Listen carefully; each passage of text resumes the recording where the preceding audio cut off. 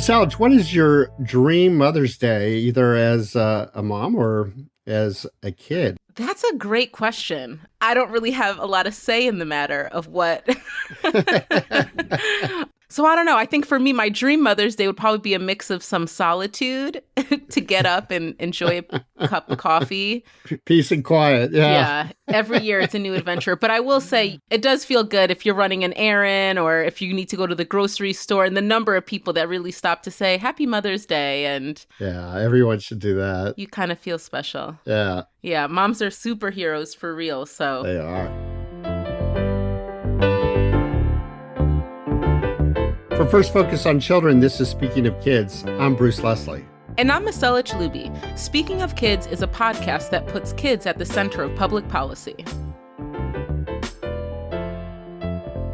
Today, we're excited to be having a discussion with some of our team at First Focus on Children.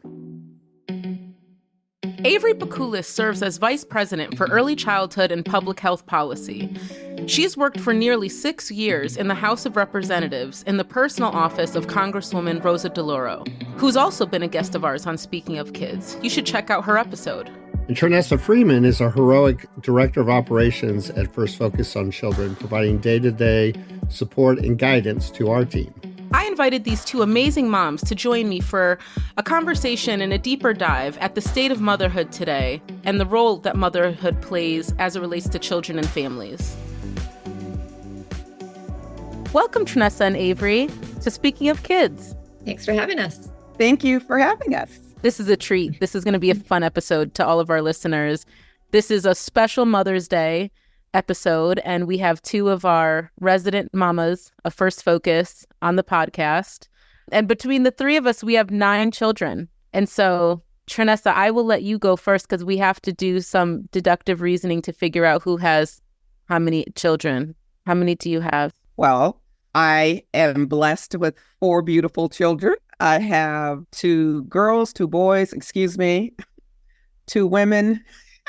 Excuse me. No, my youngest is a girl. She's 17. I have a 20-year-old son, 35-year-old son, and my oldest daughter is 37. And as a bonus, I also have 2 beautiful grandbabies who are 3 and almost 8. Averi, what about you? I can hardly compete with that. I have 2 daughters who are 6 and newly double-digit 10. And Trenessa, I can't believe your grandchildren are that old. I remember when they were little, even littler they are still. That is wild. And as you both know, I have 3, a 1-year-old son, a 5-year-old son, and an almost 8-year-old daughter. And so we have a lot of experience and knowledge on parenting and motherhood on this call at all different levels, from the crazy toddlers, which Trenessa, you're experiencing now for the second time in life, to adults.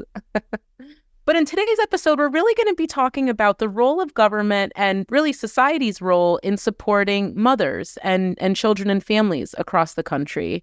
When we look at the state of mental health today, it looks very different than, I think, for all 3 of us, what we've experienced. As you both know, in June 2022, the U.S. Supreme Court went against protecting fundamental rights and overturned Roe v. Wade, meaning there's really no federal constitutional right to an abortion right now. As it relates to maternal mortality, that has been on the rise in the United States for the last several years.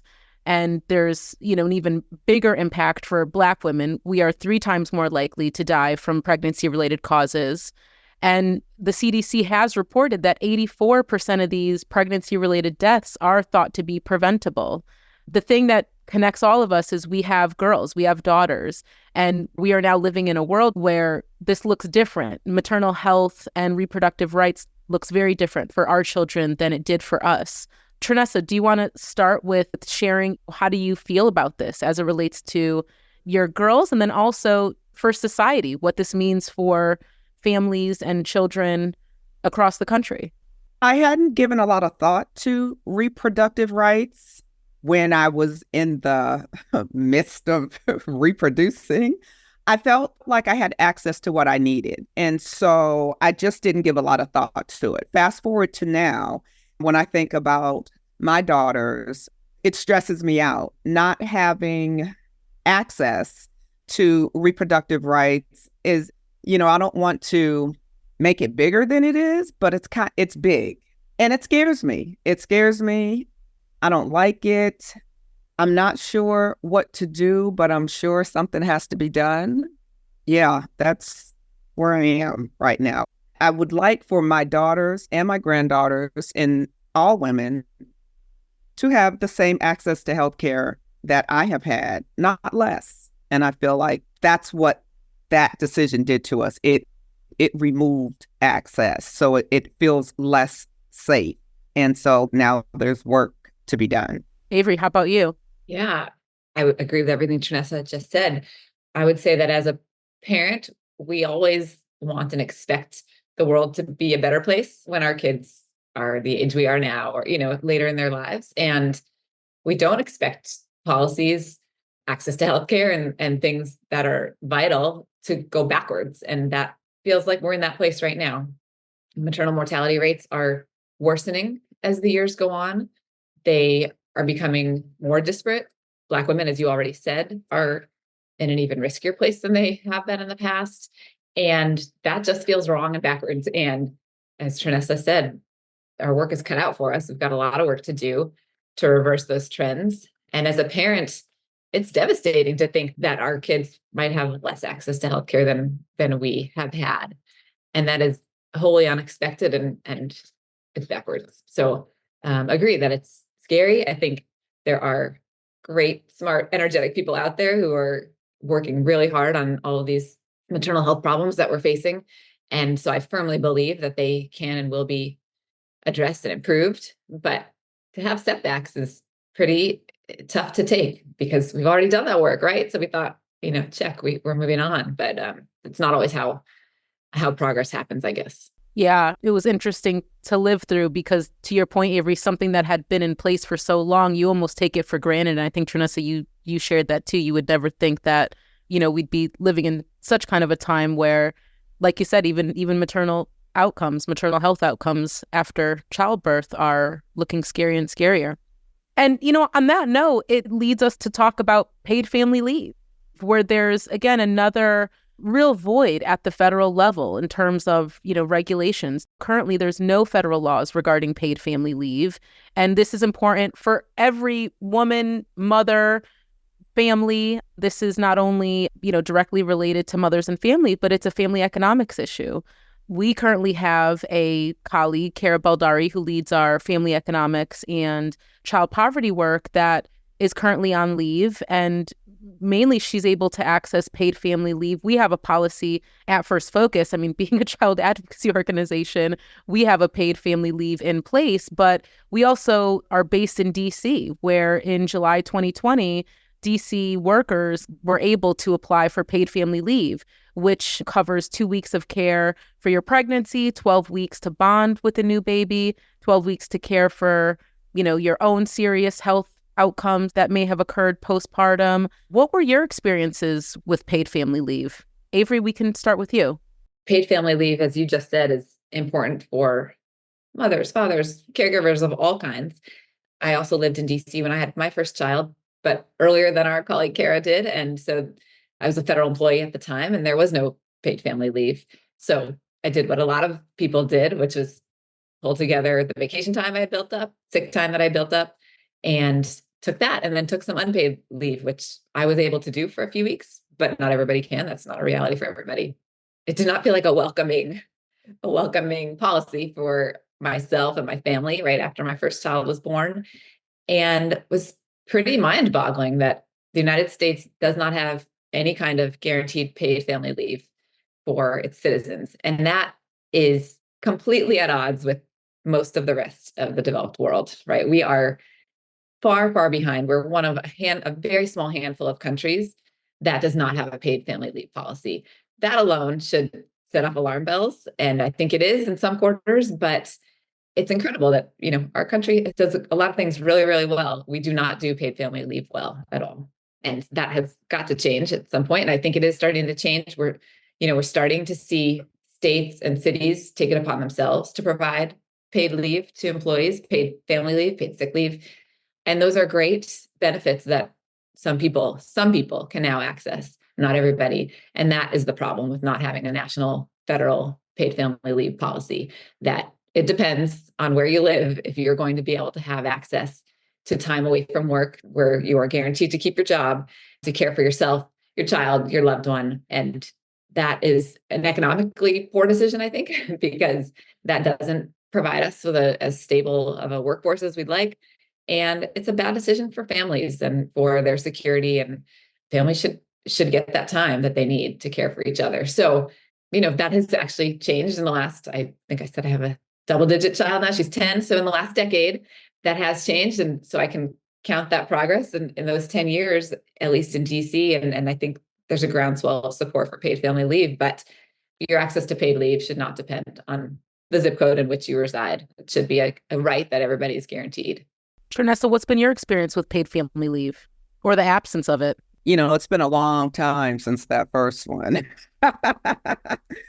My last was the one where I felt supported. And it's because I worked at First Focus. And even though the laws didn't say I could take more time, I worked with an organization who knew 6 weeks was not enough time to be with a baby.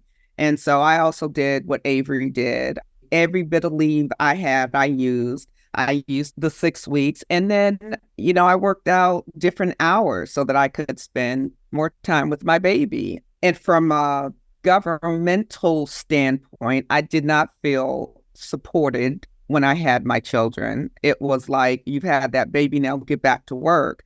But fortunately, I had a support system in place that allowed me to do what I needed to do, whether it be go back to work or stay home. Yeah, I think you both hit it on the head. It's just that feeling of feeling supported or to not have that, right? And how that impacts those early days and weeks and months when you come home with the kid, whether it's your first one or your fourth one, in your case, Trenessa. I remember I applied for a job one time, and when I looked at their paid family leave, it was 40 hours of leave. And I had to read that again because I was like, is this 40 weeks? 40 hours. Insulting. And I said, you know what? I'm not even a mom yet, but I know this is not going to work. I wonder who wrote that policy. It's also, it impacts the labor force. Coming up after the break, Trenessa, Averi, and I get into maternal mental health and childcare. Stick around. Making the world a better place for all children can seem like an impossibly huge task.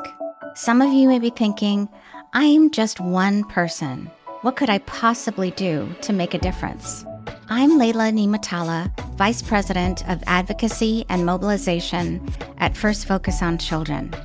And I'm inviting you to join us and become one of our volunteer advocates, whom we call our ambassadors for children. Ambassadors are our most active child advocates who raise critical issues with the U.S. Congress and with the administration related to child policy and funding decisions, both for kids in the U.S. and worldwide. But don't take my word for it. We asked one of our ambassadors to share her experience. I am Katie Landa. I live in New York City. I currently work as a researcher for an institute called the Child and Family Research Center at the University of Illinois, Urbana-Champaign. I joined the ambassador program because it's important to me to participate in working towards public policies that support children and their families. And I would encourage you to become an ambassador if you would like to become a part of a very supportive and warm network of people that values teaching and learning and activism towards creating a more just and caring country. Thank you. So please join us, won't you? Check out campaignforchildren.org/ambassadors on how to become a First Focus on Children ambassador and to link up with our fabulous community of committed child advocates.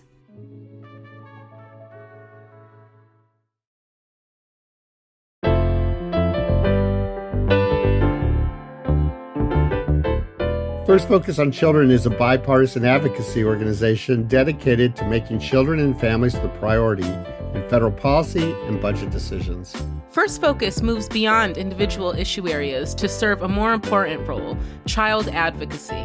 We educate lawmakers and the American public about the issues facing children. To learn more about our work and ways you can become an ambassador, go to firstfocus.org. Coming up on the State of Play, I talked to Leila Nimatallah about Congress's response to the needs of children and mothers.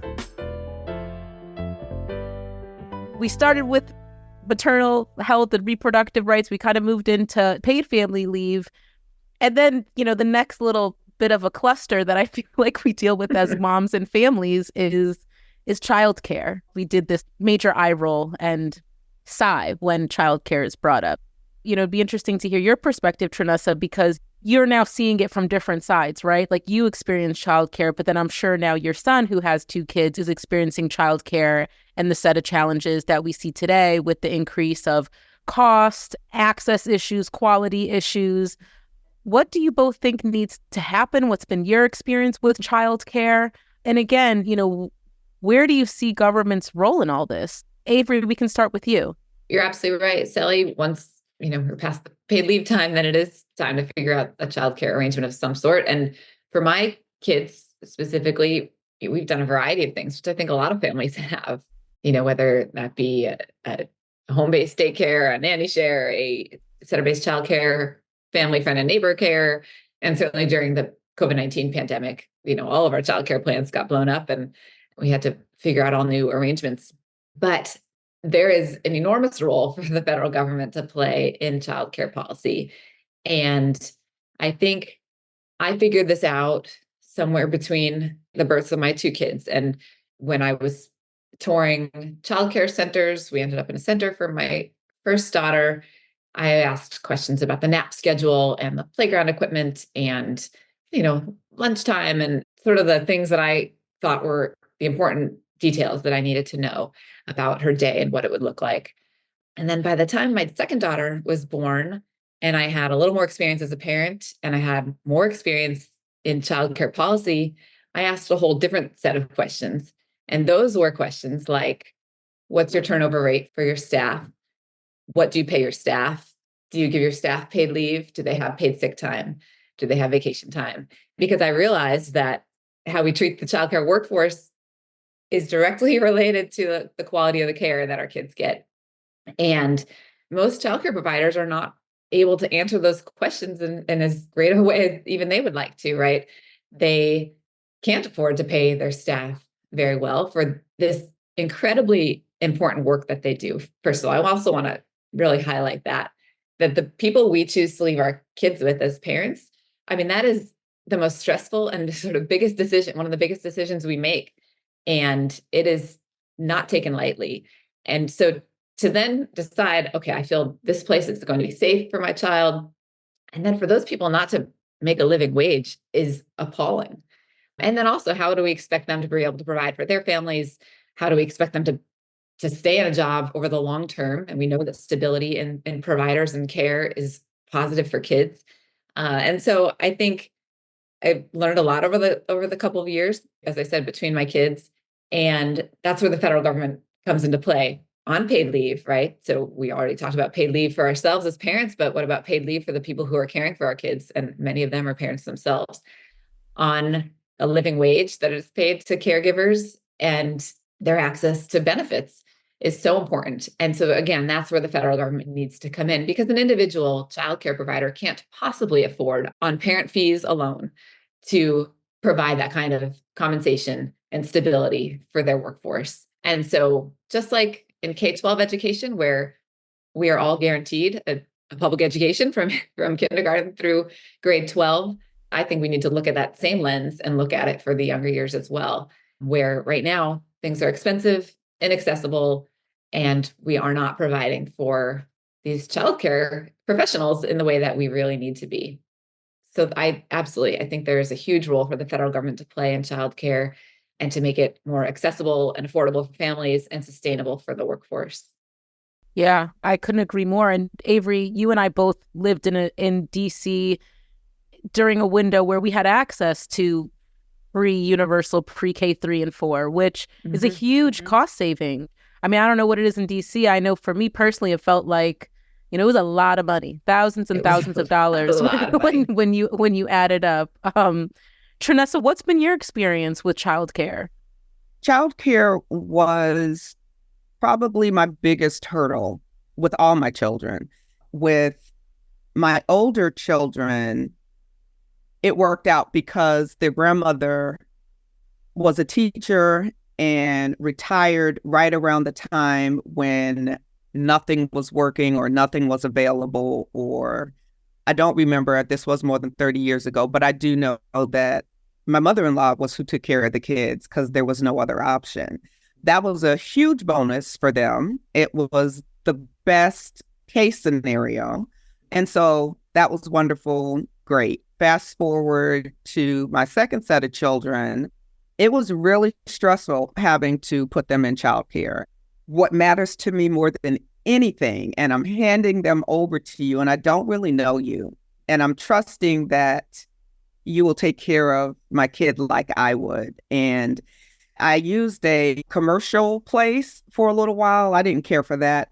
My son he wasn't quite talking, and I needed reports. I needed to know what was going on in that facility, and he wasn't able to tell me, and I didn't feel good. And so I eventually took him out of that place and put him in a home child care, which was better, but that has a whole nother set of issues. And at one point, I considered being a child care provider because then maybe I could stay home with my kids and clearly make lots of money because people were charging lots of money. But I quickly realized, as much as I love my children, I do not want to spend my whole day with other people's kids. And that was interesting because I still struggle with where it was safe, they were loved, and I could afford it.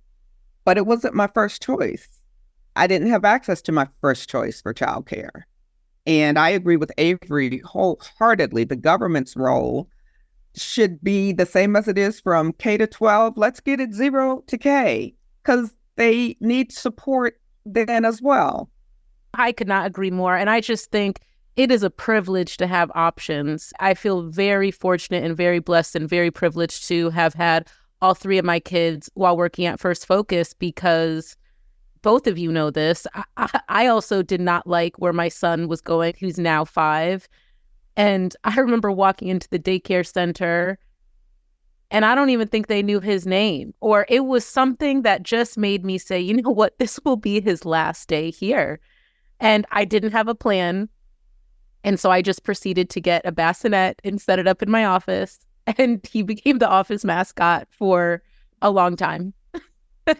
Our office baby. Our office baby. But that is not the norm. It's not typical. But that feeling, of just knowing that your child isn't loved, regardless of how much you can pay for it or not pay for it, is such a real feeling that impacts so much of your life and your mental space, which leads us to kind of our closing topic is just on mental health. Not only maternal mental health, but now, and I'm just starting to scratch the surface of really considering and giving a lot more thought daily to the mental health of my kids, in terms of school and their access to social media. But mental health is such an interesting, important role in a motherhood journey and also obviously in a child's journey and how those two intersect.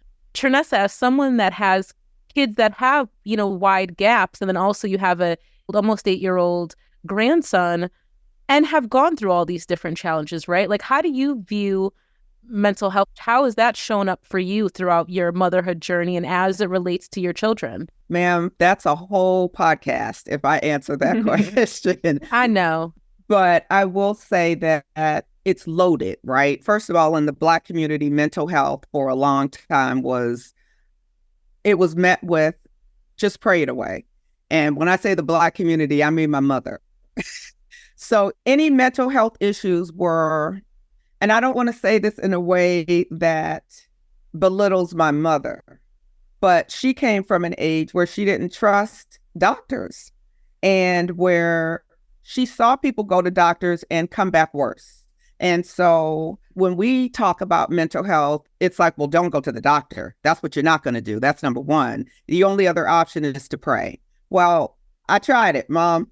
I need more than that. And so fast forward today, my 17-year-old is in my face every day with the shenanigans, with the, why is this like this? Why isn't that like that? Why can't I do this like this? She takes her mental health seriously. I take it seriously. I respect my mother's position. I respect her experience. And I'm glad that there's a transition happening now where me and my children have more than just prayers available with regard to mental health. And I will say, we need it. We've been traumatized. Like I said, that's a whole nother episode for me. I think that young people should have access to mental health services. I wish that it didn't carry the stigma that it does. I wish that it was more like glasses. If you can't see clearly, put on your glasses. And then, wow, there's no stigma with that. It just, you can see things more clearly. That's how I see mental health, that there are tools available to help us see things more clearly. And a lot of my circle has these barriers up to those tools. I hope that this transition continues and that we get to a place where we're all healthy. That was beautiful, Trenessa. What about you, Averi? Think about mental health and all the stages in our lives at which we need to be healthy mentally and physically. And, first thinking about maternal mental health and knowing that a lot of the maternal mortality rates that are pretty horrifying to us happen in the postpartum period, and in particular in that first year after having a child. And again, federal policy plays a huge role here in the option to have paid leave, as we've discussed in every part of this conversation, being able to take that time away from work and being with your family and caring for your new child. Also in insurance coverage, whether that be private insurance or Medicaid coverage, having access to care and having insurance coverage that allows that access to be affordable is a huge factor in our maternal mortality rates. And so that's why, we and many others advocate for things like extending postpartum Medicaid coverage for 12 months or even more after birth, but certainly not the 60 days that are currently the minimum requirement. People think a lot now about infant and early childhood mental health more than we ever have before. And that's not sending an infant to go see a psychiatrist. That is supports provided to the caregivers in a child's life to ensure healthy connections between the child and caregivers, and making sure that the child and family have access to services that they need. And then that, extends up through the younger years. And listening to Trenessa talk about her daughter's experience with mental health. And, we know that youth access to mental health services is spotty and is not fulsome enough right now in a lot of places. Kids can be on waiting lists to see, mental health providers of all different kinds, all different professions for a long time. A lot of child psychologists and psychiatrists only take private insurance or just private pay. And that is absolutely inaccessible for so many families. And so in the mental health space, we're seeing a huge youth mental health crisis. And we don't have the tools or the access to services that families and their kids need and should absolutely have. Trenessa, just like you said, it's just like going to the eye doctor, going to the dentist. Why is this different? And it really shouldn't be. And then I think some of that does have to do with stigma. I think we're starting to make some progress there. There does seem to be a better embracing of mental health is health, just like physical health is health. But we have a lot of progress to make. And in the meantime, kids are not being able to access the services that they need. And so, we also work on a policy level to improve their access in coverage, the affordability, and the resources that are available in their homes and their communities. So, mental health just weaves right through every part of our lives. Every part. The only thing I'll add to this is, I know in my experience, no one prepares you for having a NICU baby and for you as a mother having to leave the hospital without your baby. I can't imagine. I didn't either until, and it's so funny because I just thought I'd be cool with everything because this was my second. And I said, you know what? I can just ride with my brother home. And when you leave the hospital, you don't know, right, how you're going to feel until you just get in the car and you're like, wow, my baby is not here. It definitely takes you to a different place. And so I think the motherhood journey, and even if everything goes well, right, like your mental health and the state that you're in postpartum in those first few weeks and months and even years, it takes a minute. We have created life. And then, going up to the Averi, your point about just access to mental health and the cost, right? It's like this is another added cost that a lot of parents have to factor in if they're concerned about their kids' mental health, especially if the obvious or the preferred method isn't medication and it's more therapy and different creative outlets. That comes with a price tag. Yeah. I think we've just highlighted how Mother's Day should really be every day. Really, that's the conclusion to all of this. Averi, Trenessa, thank you so much for being with us today. This was great. Thanks, Sally. Thank you for having us. I love spending time with the two of you.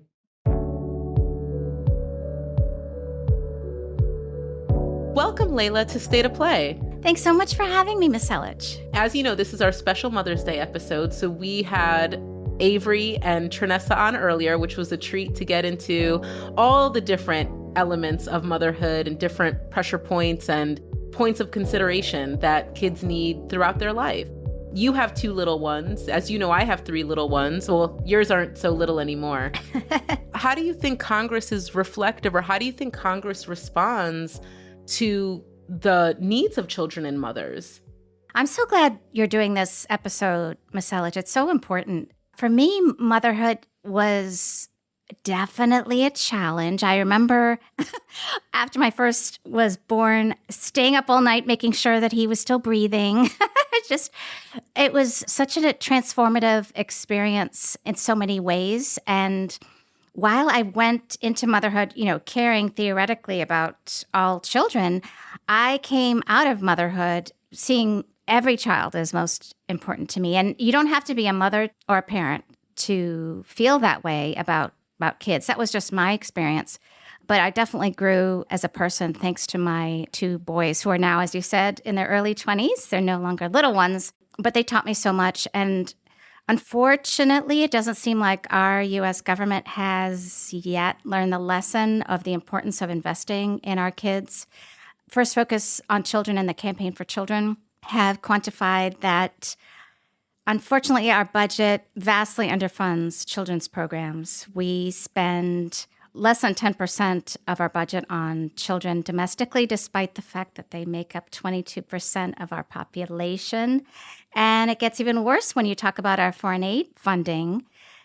That budget is 9% of that going to children, and children make up 30 to 50% of the population globally. So we're just way out of whack, especially when you take into account the fact that children have particular needs, and the return on investment when you invest in children is far greater than when you invest later on in a human being's life. So I am in the exact right place in terms of working at this fantastic organization.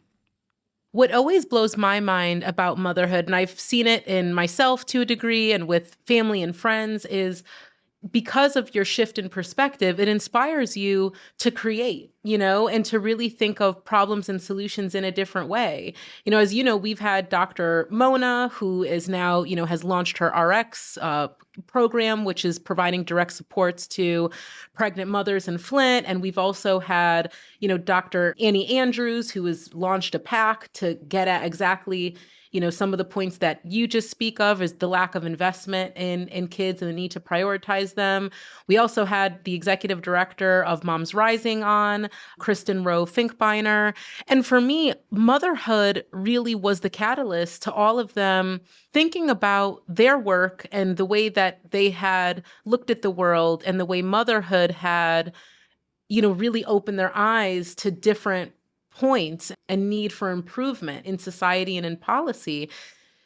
For mothers across the country and really across the world, for our listeners, what are ways that mothers can get engaged and have their voices be heard, not only for the health of their children, but also for their health as it relates to maternal health, reproductive rights. What are some things that they can do?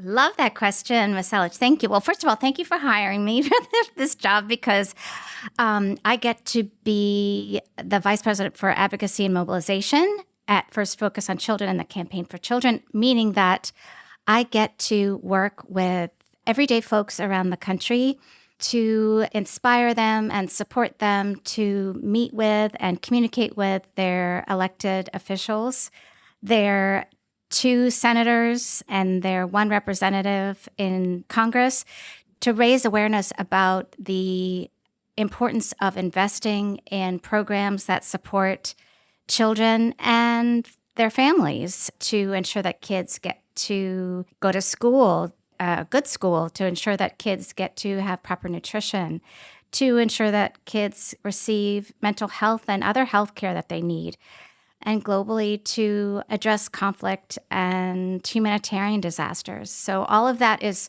critically important. And as you said, moms, oftentimes the experience of having a child just really catalyzes that focus on what is important to the development and growth of their little ones. And we have had fantastic speakers on this podcast. I'm just so inspired by them. And we've had fantastic mothers in the U.S. Congress as well who are trying to do their best there. But we need more. We need your support. So I'm putting on my Vice President for Advocacy hat now. I'm asking folks who are listening to this podcast to please join us. We're trying to create groups of volunteer advocates in all districts, all 435 districts around the U.S., because the truth is that we don't know who is going to be our president next year, but we do know that our elected officials, our rep and our 2 senators care about what we feel and what is important to us locally. So we're asking you to join us, and it's really easy. I promise you it won't take much time, maybe less than an hour a month, to do things like write to your member of Congress or tweet at them or X at them. I don't know what you call it these days, but it's really easy. I promise I'll show you the way. You'll get to work with other fantastic individuals who are also giving of their time. Oh, and I found out recently that when you volunteer, it's also really good for your health. I just have a couple of statistics, if I could share them with you, Messellech. According to recent studies, volunteers tend to be 5 years younger in age than non-volunteers, meaning the way their body ages if you're just starting out in your career and you have volunteering on your resume that offers higher employment opportunities. It improves your mood. It reduces stress. It cuts depression, all those things. And just in honor of Mother's Day, I want to thank our current ambassadors for what you do. We so appreciate you. We couldn't do it without you. And I ask others to join us. And if you can't join us in volunteering, please consider donating, because that also helps us advocate for children on your behalf. Leila, I love that you outlined a time commitment. I think for me with my kids, whenever there's an opportunity to volunteer, especially if it's school related or PTA related, I have the privilege to be able to do that. But my number one question is, well, what is the time commitment? Are we talking about 20 minutes one time? Is it reoccurring? And so, I think that's so important that you laid that out. And this is a different way to advocate, right? Or a different way to support your child and your community and also your country, to think of it from a policy standpoint and a federal policy standpoint. I think oftentimes parents and mothers tend to think about their school or their local drive or selling Girl Scout cookies or volunteering with the PTA. But this is another aspect to consider that could still make you feel good with, what did you say, an hour a month? Less than an hour, yeah. Less than an hour a month. It could make you feel good. It could boost your health. And I like what you said, Sally. Sometimes it's difficult to kind of quantify what impact advocacy will have in the real world. But I'm telling you, I've done this kind of work for, oh my gosh, way too long now. over 20 years, and it is catalytic. Let me tell you one story that is an amazing story. I hope I didn't mention this before, but in a past job, one advocate that I was working with wrote to his representative in Alaska. And I know Alaska has just a few number of people, so maybe this is particularly impactful in Alaska, but this can happen anywhere. So anyway, this person wrote to their representative in Alaska, and this person wrote an op-ed in their local paper. And by having the paper and the letter to their representative, and Alaska has one representative, by doing that, that representative for many, many, many years to come always advocated on behalf of international children's programs because of that one volunteer who did those two things that didn't take that much time, but it had a catalytic effect. That representative advocated within Congress, and he was a Republican, so it wasn't like a normal thing for him to do necessarily, for a good decade after that. Wow. That's a great example. And I think it just goes to, there's a kid angle in everything, right? Our comms lead, Michelle Kale, is great at pushing that out week over week. And I think oftentimes through this program, through the ambassadors program, I think the one cool thing that moms will learn is how everything is interconnected. And so the more that you learn and the more that you understand, oh, okay, wow, this is the way the child tax credit would impact me directly, or they could see it at the federal level and now they've seen it go away, and the impact that it had on their family a few years ago, it will also open their eyes to the areas within education or nutrition standards or all these things that definitely impact, again, their children directly, their community, and by default, the future of the country. Yeah, I mean, that's a really great example of how a little bit of time and a little strategy, which as it relates to the ambassadors program, you have already curated the strategy for them. Oh, yes, it's all set. You don't have to do too much. It's easy. It's actually fun, too. I promise it'll be fun. And when you see the impact, when you see, say, your representative, whatever, co-sponsor a bill that you ask her to, it's really fun. Or when you go meet with them, that's a really fun thing, too, when you see advocates' faces after their first meeting, when they're nervous to go in and then they come out and then they're excited. That's so fun. Everybody's just regular, right? Everyone's just a regular person. They're just regular. So, Leila, thank you so much for being with us today. Thank you so much. And I hope much. you had a good Mother's Day. You too, Messellech. Happy Mother's Day. Thank you.